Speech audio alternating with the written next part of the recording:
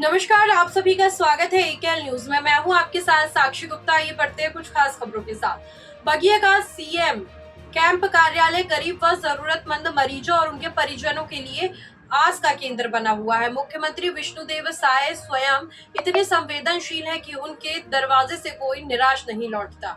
उनकी मानवीयता और संवेदनशीलता की मिसाल मंगलवार को वोटिंग वाले दिन देखने को मिली।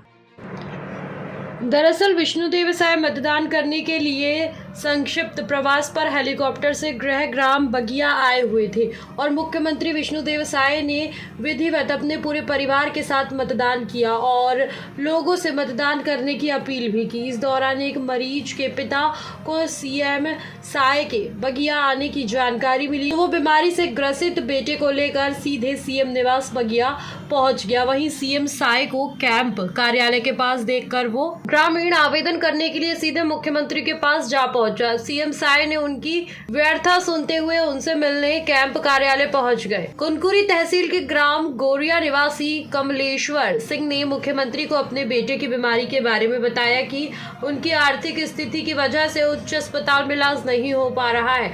मुख्यमंत्री ने कमलेश्वर को स्वयं भरोसा दिया और कहा कि रायपुर में उनके बेटे का समुचित इलाज कराया जाएगा।